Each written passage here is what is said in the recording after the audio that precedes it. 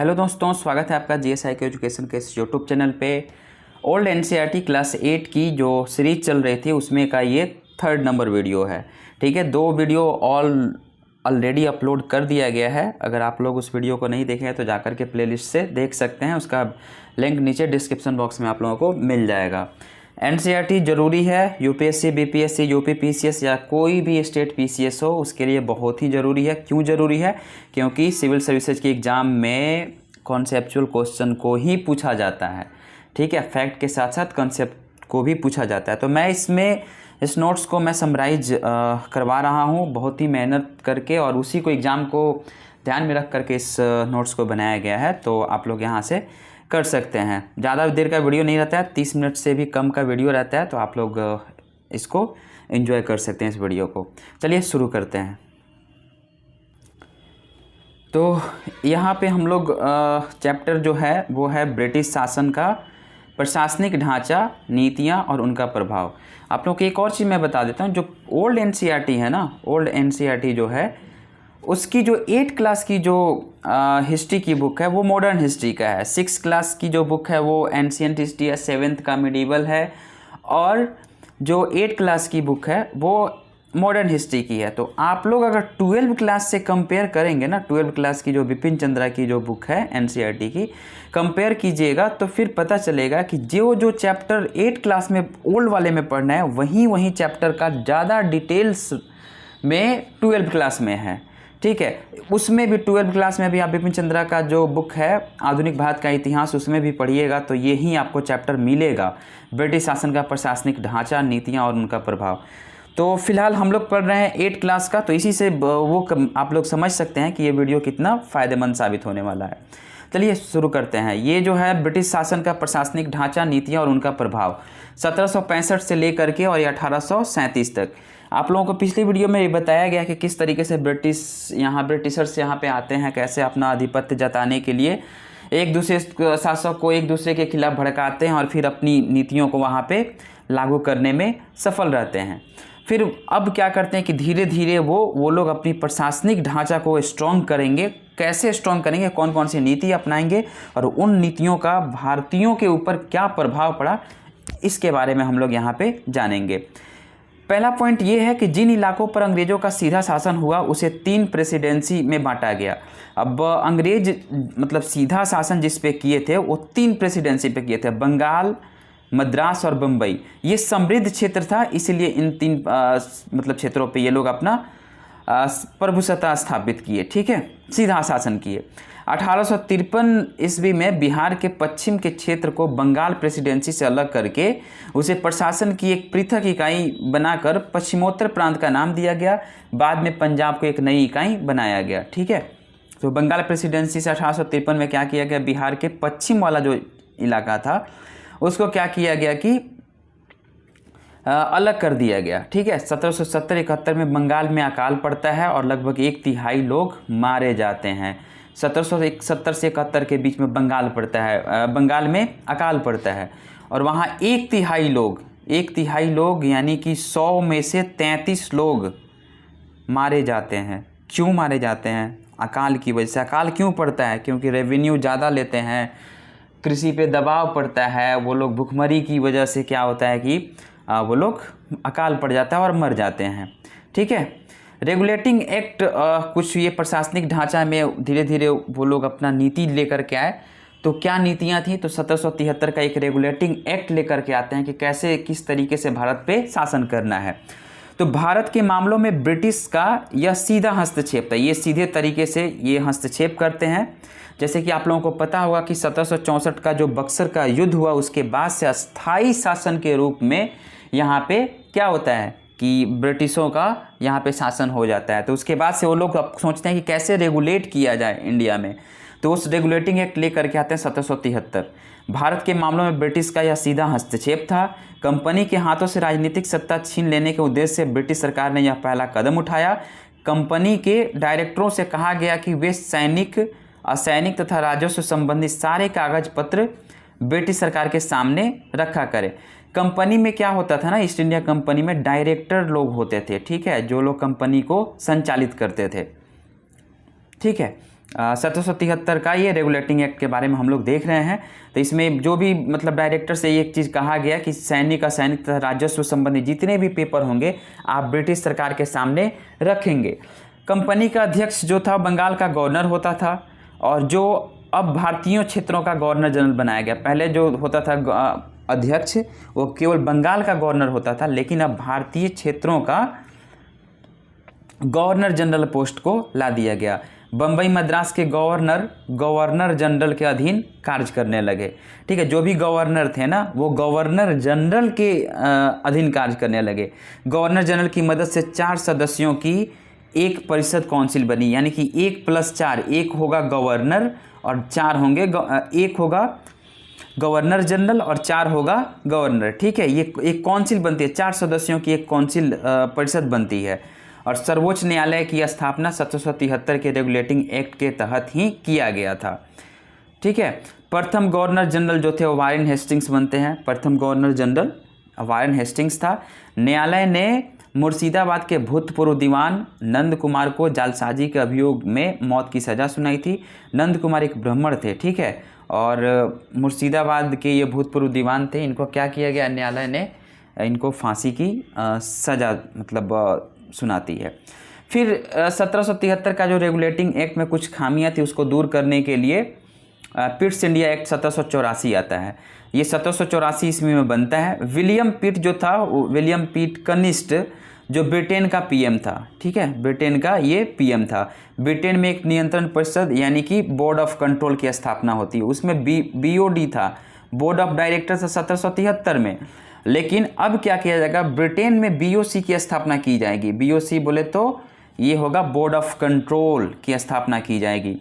British सरकार भारत में company के सैनिक और असैनिक तथा राजस्व संबंधी मामलों पर पूर्ण नियंत्रण रख सकती थी। अब ब्रिटिश सरकार क्या करेगी, बोर्ड ऑफ कंट्रोल के द्वारा, कंट्रोल का मतलब क्या होता है, नियंत्रण करना, और नियंत्रण करेगी। परंतु व्यापार पर कंपनी का एक अधिकार ज्यों का त्यों रहेगा। व्यापार करना है तो कंपनी बोर्ड ऑफ डायरेक्टर जो भी यहाँ के गवर्नर जनरल हैं ये लोग अपना व्यापार को देखेंगे, करेंगे। ठीक है, लेकिन कंट्रोल जो है राजस्व मामले में, सैनिक और असैनिक मामलों में कौन कंट्रोल रखेगा, तो ये ब्रिटिश सरकार रखेगी। उसके बाद से फिर कंपनी अपने अधिकारियों की नियुक्ति और बर्खास्ती अपनी इच्छा अनुसार कर सकती है। इस प्रकार भारत पर दोहरी शासन व्यवस्था स्थापित हो गई। दोहरी शासन व्यवस्था का मतलब ये हुआ कि कंपनी जो थी, ईस्ट इंडिया कंपनी जो थी, वो अपने अधिकारियों की नियुक्ति खुद करेगी और उसको हटा भी देगी। ये अधिकार इसको था, किसको, कंपनी को था। लेकिन इसके साथ ही जो ब्रिटिश सरकार थी, और ब्रिटिश सरकार का यह काम था कि कंपनी के जो भी सैनिक होंगे, असैनिक होंगे तथा राजस्व संबंधी जितने भी मामले होंगे ना, उस पर वो नियंत्रण रखेगी। तो इसी तरीके से क्या हो गया, ये ड्यूअल गवर्नमेंट यानी कि दोहरा शासन व्यवस्था स्थापित हो जाता है। नेक्स्ट पॉइंट ये है हमारा कि गवर्नर जनरल भारत का वास्तविक शासक बन गया। गवर्नर जनरल जो था वो भारत का वास्तविक शासक बन गया। जो भारत में रहेंगे ना गवर्नर जनरल, ये वास्तविक शासक बन जाएंगे। और ऊपर ब्रिटिश संसद का ही नियंत्रण था। उसके ऊपर मतलब गवर्नर जनरल के ऊपर डायरेक्ट कौन कंट्रोल करेगा, तो ब्रिटिश संसद जो था वहाँ का वो डायरेक्ट नियंत्रण करेगा। गवर्नर जनरल सेना, पुलिस, सरकारी नौकरों तथा न्यायपालिका के जरिए शासन चलाता था। गवर्नर जनरल जो था सेना, पुलिस, सरकारी नौकरों तथा न्यायपालिका के जरिए अपनी शासन को एस्टैब्लिश करने में कामयाब रहता था। ठीक है, कानून और व्यवस्था को स्थापित करने के लिए एक नियमित पुलिस दल का संगठन शुरू हुआ। अब यहाँ पे बहुत सारे विद्रोह भी छोटे मोटे होने लग गए थे, तो उसको कानून और व्यवस्था को लागू करने के लिए, कि कानून और लॉ एंड ऑर्डर को कंट्रोल करने के लिए एक नियमित पुलिस दल का संगठन शुरू हुआ। और कर्नावालिस जो था ना, लॉर्ड कर्नावालिस के कार्यकाल में इसे सुसंगठित रूप दिया गया। ठीक है, 1792 ईस्वी में कलकत्ता के पुलिस सुपरिटेंडेंट एक नियुक्त हुआ था। ठीक है, फिर सिविल सर्विसेज का संगठन हुआ है। सिविल सर्विसेज जिसकी तैयारी आप लोग करते हैं, सिविल सर्विसेज का संगठन। ठीक है, ब्रिटिश प्रशासन के लिए मजबूत चौखटे की भूमिका सिविल सर्विस ने अदा की। ये पूछा भी गया है क्वेश्चन कि मजबूत चौखटे से क्या तात्पर्य है ब्रिटिश प्रशासन के लिए, तो सिविल सर्विस को बोला जाता है। ब्रिटिश प्रशासन के लिए मजबूत चौखटे की भूमिका सिविल सर्विस ने अदा की। भारत में सिविल सर्विस की स्थापना का वास्तविक श्रेय जो है वो लॉर्ड कर्नावालिस को जाता है। भारतीयों को सिविल सर्विस के सदस्य बनने की अनुमति नहीं थी, भारतीयों को इसमें से बाहर रखा गया था। दरअसल 1793 में यह नियम बना दिया गया था कि 500 पाउंड या इससे अधिक वेतन पाने वाले पदों पर भारतीयों की नियुक्ति नहीं की जाएगी। न्याय व्यवस्था, इंजीनियरिंग तथा अन्य सेवाओं के लिए भारतीयों पर इसी तरह प्रतिबंध लगाया गया था। ठीक है, न्याय व्यवस्था में वो लोग जो भारतीय नहीं रहेंगे, इंजीनियरिंग में भारतीय लोग नहीं रहेंगे, और अन्य जो भी सर्विस था ना ब्रिटिशों का, उसमें भी भारतीय नहीं रहेंगे। और कौन भारतीय नहीं रहेंगे? तो जिनका 500 पाउंड या 500 प्लस, मतलब 500 से ज़्यादा जिनका वेतन था, वो लोग नहीं रहेंगे। सिविल सर्विस में प्रवेश पाए तरुणों को इन विषयों की शिक्षा देने के लिए 1801 में कलकत्ता में फोर्ट विलियम कॉलेज की शुरू हुआ। बाद में इसी प्रयोजन से इंग्लैंड में भी ईस्ट इंडिया कॉलेज की स्थापना हेलीबरी में होती है। अब सिविल सर्विस में जो भी पास करेंगे तो इनके लिए क्या है कि उनको काम कैसे करना है, किस तरीके से उनको ट्रेनिंग देना है। और ट्रेनिंग देने के लिए चूँकि यहाँ से तो उसको भेजेंगे लंदन में, ब्रिटेन में भेजेंगे सीखने के लिए, तो खर्च बहुत ज़्यादा आएगा। इसलिए क्या किया गया कि 1801 में कलकत्ता में एक फोर्ट विलियम कॉलेज की इन लोगों ने शुरुआत किया, और इसी प्रयोजन से इंग्लैंड में भी ईस्ट इंडिया कॉलेज की स्थापना होती है। कहाँ पे? तो हेलीबरी में। 1774 ईस्वी में स्थापित सुप्रीम कोर्ट के अंग्रेज़ों ने कुछ समय तक अंग्रेजी कानून लागू किए। 1774 में सुप्रीम कोर्ट की स्थापना होती है। आप लोग बता सकते हैं कमेंट में कि सुप्रीम कोर्ट की स्थापना 1774 में सबसे पहली बार कहाँ की जाती है। ठीक है, फिर 1781 ईस्वी के एक एक्ट के जरिए अंग्रेजी कानून के प्रयोग को सिर्फ अंग्रेज़ों तक सीमित कर दिया गया। 1793 ईस्वी में बंगाल रेगुलेशन एक्ट बनता है। उसके बाद से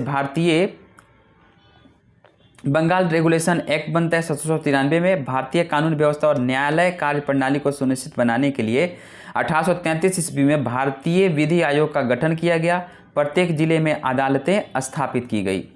विधि का शासन का अर्थ था कि कानून की दृष्टि में सभी आदमी समान है, मगर ब्रिटिश भारत में ऐसा कभी नहीं हुआ।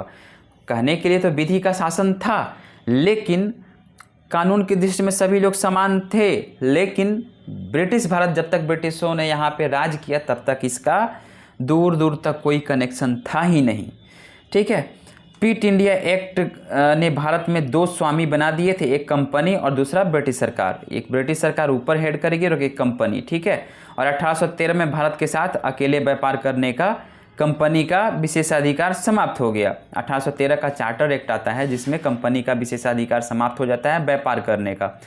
केवल मतलब कंपनी ही व्यापार करेगी, ऐसा एक अधिकार खत्म कर दिया जाता है। 1813 ईस्वी के बाद भी चीन के व्यापार पर कंपनी का एकाधिकार कायम रहा, मगर 1833 ईस्वी के चार्टर एक्ट ने एकाधिकार को खत्म कर दिया। चीन से चाय का जो व्यापार होता था उस पर 1813 में बस वही एक अधिकार रहता है, लेकिन उसको भी 1833 का जो चार्टर एक्ट आता है उसको भी ख़त्म कर दिया जाता है। 1833 ईस्वी के चार्टर एक्ट में भारत के ब्रिटिश प्रदेश के सैनिक और असैनिक प्रशासन के सारे अधिकार गवर्नर जनरल और उसकी काउंसिल को सौंप दिया जाता है। 1767 ईस्वी से कंपनी को हर साल 4 लाख पाउंड, ठीक है, 4 लाख पाउंड ब्रिटिश सरकार के खजाने में जमा करने पड़ते थे। अब 1767 से, यानी कि 1765 में इलाहाबाद की संधि होती है, 1765 में ही, 1764 में, मतलब 1765 से ही दीवानी राइट्स दे दिया जाता है। तो वहाँ से उस समय से लेकर के कंपनी को हर साल 4 लाख पाउंड ब्रिटिश सरकार के खजाने में जमा करने पड़ते थे। अब कंपनी कहाँ से जमा करेगी? कंपनी बाहर से व्यापार करके जमा नहीं करेगी, यहाँ पे क्या करेगी? टैक्स लगाएगी, व्यापार पे टैक्स लगाएगी, कृषि पे टैक्स लगाएगी, हर एक चीज़ पे टैक्स लगा करके ये 4 लाख पाउंड ब्रिटिश सरकार के खजाने में जमा करेगी। वारेन हेस्टिंग्स के समय में कंपनी ने बंगाल और बिहार में राजस्व वसूली के अधिकार की नीलामी शुरू कर दी थी। ठीक है, 1793 ईस्वी में कर्नवालिस ने अस्थायी बंदोबस्त की नीति लाया, और ये अस्थायी बंदोबस्त जो है वो 1799 में जमींदारों को यह अधिकार दिया गया कि लगान न देने वाले किसानों को बेदखल कर दे और संपत्ति जब्त कर ले। उड़ीसा, आंध्र प्रदेश के तटीय जिलों और बनारस में अस्थायी बंदोबस्त लागू किया गया। मद्रास प्रेसिडेंसी में नई व्यवस्था लागू की गई, कौन? रैयतवाड़ी। ठीक है। उत्तर भारत में भूमि बंदोबस्त स्थानीय प्रथाओं के अनुसार हुआ। पश्चिमी उत्तर प्रदेश में गांव बिरादरियों महालों के साथ भूमि बंदोबस्त की शुरुआत की गई। भाईचारा जो था वो ज़मीन पर गांव बिरादरियों के सामूहिक के रूप में था। ये महाल कहते हैं कि गांव के समूह को बोलते हैं। दक्कन में काली मिट्टी जो थी वो काली मिट्टी जो है वो कपास की खेती को वहाँ पे बढ़ावा दिया गया।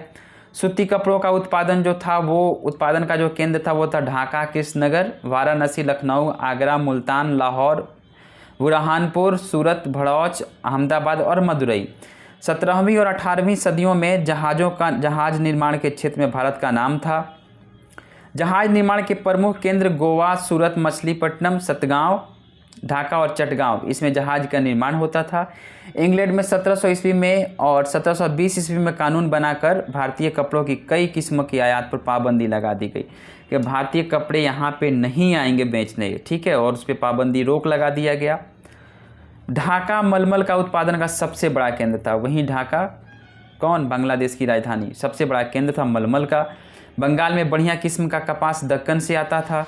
दक्कन में काली मिट्टी होती है ना, और वहीं पे काली मिट्टी पे ही कपास की खेती होती है।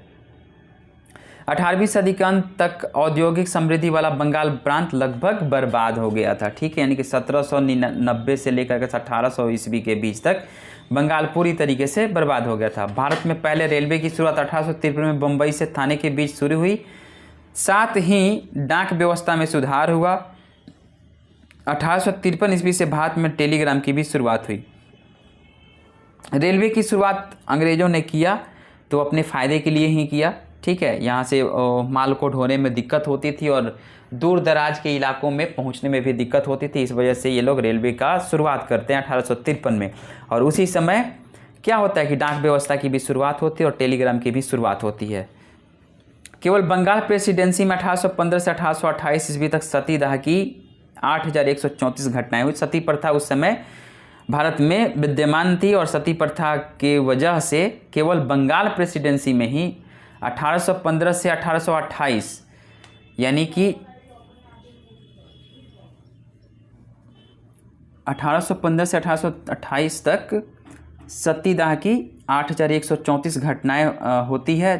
और उस समय सती प्रथा जो इंडिया में विद्यमान थी। 1829 ईस्वी में बने एक कानून के जरिए इस क्रूर प्रथा पर रोक लगा दी जाती है। और इसको रोक लगाने वाले कौन थे, तो विलियम बेंटिक के द्वारा ये रोक लगाई जाती है 1829 में। और इसकी शुरुआत जो है वो भारत के सुधारक के रूप में इनको जाना जाता है, राजा राम मोहन राय। राजा राम मोहन राय ने इनको इस जो सती प्रथा थी इस पे रोक लगाने का प्रयास किया और विलियम बेंटिक के द्वारा क्या किया जाता है, इस पर रोक लगा दिया जाता है। 1856 में यानी कि 1856 में विधवा पुनर्विवाह कानून बनता है। और ये बनाने में सहयोग कौन करते हैं, तो ईश्वर चंद्र विद्यासागर आंदोलन करते हैं। और ईश्वर चंद्र विद्यासागर के द्वारा ये विधवा पुनर्विवाह कानून को लाया, मतलब उसके लिए आंदोलन किया जाता है और 1856 में विधवा पुनर्विवाह कानून बनता है, ठीक है, लॉर्ड डलहौजी के शासनकाल में। 1843 ईस्वी जो 1843 में है, दास प्रथा पर भी प्रतिबंध लगा दी जाती है। कलकत्ता मदरसा जो स्थापित हुआ था, कलकत्ता में मदरसा वो 1781 में हुआ था। बनारस संस्कृत कॉलेज 1791 में हुआ था। कलकत्ता में फोर्ट विलियम कॉलेज की शुरुआत 1801 ईस्वी में होती है। ब्रिटिश शासकों ने भारत में शिक्षा के विकास के लिए पहला कदम 1813 के चार्टर एक्ट के बाद ये वो लोग उठाते हैं। और इसमें 1 लाख रुपया मंजूर किया गया शिक्षा प्रसार के लिए, क्योंकि बाहर से, चूँकि ब्रिटेन से जो भी यहाँ पे आएंगे काम करने के लिए उनकी सैलरी ज़्यादा होगी, तो इसलिए वहाँ से ना बुला करके कंपनी के जो भी अधिकारी थे वो चाहते थे कि यहाँ से ही जो भारतीयों को ही इतना पढ़ा दिया जाए ताकि वो कंपनी का काम कर सके। इसलिए अंग्रेजी शिक्षा के लिए और 1813 में पहली बार 1 लाख रुपया मंजूर किया जाता है शिक्षा प्रसार के लिए। शिक्षा समर्थक के 2 समुदाय के रूप में ये जागृत होते हैं और शिक्षा समर्थक के 2 समुदाय उभर करके सामने आते हैं। पहला समुदाय परंपरागत शिक्षा पद्धति जो थी और दूसरा पाश्चात्य शिक्षा पद्धति। परंपरागत शिक्षा पद्धति में वही हमारे वेद धर्म ग्रंथ ये सब थे और मतलब संस्कृत इन सब चीज़ों का जो प्रचलन था जो पहले की ज़माने से वो चीज़ था। और पाश्चात्य शिक्षा पद्धति जो थी यानी कि पश्चिमी पश्चिमी से, ठीक है, पश्चिमी देशों से। तो उसको राजा राम मोहन राय जो व्यक्ति थे ना, ये पाश्चात्य शिक्षा पद्धति को क्या करते हैं कि सपोर्ट करते हैं। 1835 ईस्वी में सरकार ने भारतीयों को यूरोपीय साहित्य और ज्ञान विज्ञान की शिक्षा देने का निर्णय लिया। 1835 में चूँकि यूरोपीय साहित्य और ज्ञान विज्ञान की शिक्षा देने का निर्णय लिया गया, लेकिन ये भारतीयों को शिक्षित करने के लिए कभी भी नहीं किया गया था। यूरोपीय साहित्य और ज्ञान विज्ञान में ये चीज़ें थी कि भारतीय जो है वो सभ्य नहीं है, वो असभ्य हैं, वो बर्बर हैं, उनको जीने का तरीका नहीं पता है। इस तरीके से यूरोपीय साहित्य को बढ़ावा देने के लिए और यूरोपीय साहित्य और ज्ञान विज्ञान को बढ़ावा देने के लिए इस तरीके की शिक्षा को देने का निर्णय लिया गया था। कुछ साल बाद कलकत्ता, बम्बई और मद्रास में विश्वविद्यालय की स्थापना होती है। अंग्रेज़ों ने भारत में जो शिक्षा पद्धति चलाई वो अंग्रेजी शिक्षा कहलाई, ठीक है, आंग्ल शिक्षा या अंग्रेजी शिक्षा कहलाती है। अंग्रेज नवाब कौन होते थे? तो अंग्रेज नवाब वो होते थे जो 18वीं शताब्दी के उत्तरार्ध में, यानी कि 18वीं शताब्दी का अगर मैं यहाँ पे बोलूँ तो 18वीं शताब्दी का मतलब होता है 1700 ईस्वी, ठीक है, 1700 ईस्वी से कंटिन्यू 1799 ईस्वी तक। तो उत्तरार्ध की बात करूँ तो 1750 के बाद का जो समय होता है वो होता है उत्तरार्ध, ठीक है, और 1750 के पहले हो जाएगा वो 18वीं शताब्दी का पूर्वार्ध उसको कहेंगे। तो 18वीं शताब्दी के उत्तरार्ध में भारतीय समाज का रहन सहन अपनाने वाले अंग्रेज़ों को मतलब भारतीय जो भी लोग थे वो अंग्रेज़ों का रहन सहन अपनाने वाले अंग्रेज़ों को नवाब कहा जाने लगा। जो भी भारतीय जो भी यहाँ का रहन सहन था उसको अपनाने वाले जो भी अंग्रेज़ थे उनको नवाब कहा जाना, उसको अंग्रेज़ नवाब के नाम से जानते हैं। चार्टर एक्ट क्या होता था? तो चार्टर एक्ट एक प्रकार का इसको महारानी एलिजाबेथ के द्वारा दिया गया एक प्रपत्र होता था, एक लेटर होता था, जिसमें क्या होता था कि ईस्ट इंडिया कंपनी जो स्थापित की गई थी जिसके द्वारा, और इस प्रपत्र का नवीनीकरण हर 20वें वर्ष में किया जाता था, ठीक है। इस प्रपत्र के अनुसार ब्रिटिश सरकार ने कंपनी के अधिकारों और स्थिति को ये इसमें मतलब स्पष्ट किया था, और इसके लिए जो कानून बने उन्हें चार्टर एक्ट कहते हैं, ठीक है। और आखिरी चार्टर एक्ट जो बनता है वो 1853 ईस्वी में बनता है। अस्थाई बंदोबस्त का क्या मतलब है? तो अस्थाई बंदोबस्त वह एक ऐसा सिस्टम होता था जिसमें यह भू राजस्व से रिलेटेड होता था, और एक विशेष प्रकार का ये व्यवस्था ये किया गया था। इसको कर्नवालिस ने 1793 ईस्वी में बंगाल और बिहार में लागू किया था। इस व्यवस्था में जमींदारों को क्या किया जाता था कि जमींदारों को अस्थायी रूप से उसका मालिक मतलब स्वामित्व दे दिया जाता था। शर्त यह रही थी कि जमींदार एक निश्चित राशि निर्धारित समय पर अपने सरकारी खजाने में जमा करे। इस व्यवस्था में सरकार का किसानों से कोई सीधा संबंध नहीं था, यानी कि जमींदार क्या करते थे कि सारे ज़मीन का मालिक जमींदार होते थे और वो कृषि करवाते थे, और कृषि करवा करके किसान कृषि करते थे, और डायरेक्ट जो ज़मींदार होते थे वो अंग्रेज़ों से कनेक्ट होते थे, जो भी अधिकारी थे उनसे कनेक्ट होते थे और उनको ले जा करके रेवेन्यू देते थे। किसानों से मतलब जो भी फार्मर्स थे इनसे अंग्रेज़ों का कोई कनेक्शन नहीं था, बीच में ये ज़मींदार थे। रैयतवाड़ी व्यवस्था क्या था? तो रैयतवाड़ी व्यवस्था यह भू राजस्व की एक दूसरी तरीके की व्यवस्था थी जो तत्कालीन रूप से मद्रास और बम्बई प्रांतों में लागू किया गया था, ठीक है। बम्बई में लागू करने वाला जो अधिकारी था उसका नाम एलिफिंस्टन था, और इस व्यवस्था के अंतर्गत सरकार किसानों के साथ एक निश्चित अवधि 30 वर्ष के लिए बंदोबस्त करती थी। किसान अपनी 50% जो पैदावार लगान के रूप में सरकार को देते थे। बंदोबस्त की अवधि समाप्त होने के बाद लगान का फिर से निर्धारण होता था। ये 30 वर्षों के लिए अंग्रेज अब क्या किए कि ज़मींदारों से इनको लगा कि नुकसान हो रहा है, तो ये लोग डायरेक्ट किसानों से ही कांटेक्ट करने लगे, और किसानों के साथ ही एक तरीके का ये मतलब बंदोबस्त ये लोग किए, और 30 वर्षों का ये टाइम होता था। और किसान जिसमें अपने 50% जो उपज होती थी उसको कि ये डायरेक्ट सरकार को देते थे, ठीक है। यानी कि ज़मींदारों का यहाँ पे ज़मींदारों से डायरेक्ट अंग्रेज का कनेक्शन यहाँ पे ख़त्म होता है, और किसानों से अंग्रेज अधिकारियों का कनेक्शन शुरू होता है। उसके बाद से फिर ये जैसे बंदोबस्त की अवधि 30 वर्ष के लिए बनाया गया, और जैसे ही समाप्त होती तो फिर से इस लगान का निर्धारण किया जाता था।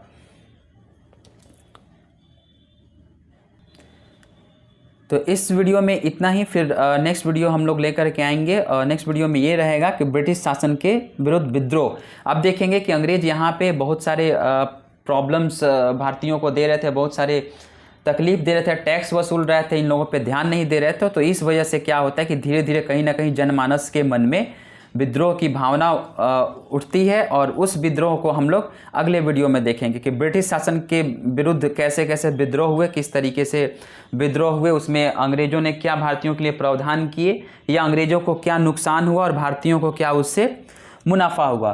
तो इसके बारे में जानने के लिए आप लोग अगले वीडियो का वेट करेंगे, और वो चैप्टर का नाम होगा ब्रिटिश शासन के विरुद्ध विद्रोह। मिलते हैं नेक्स्ट वीडियो में, तब तक के लिए जय हिंद।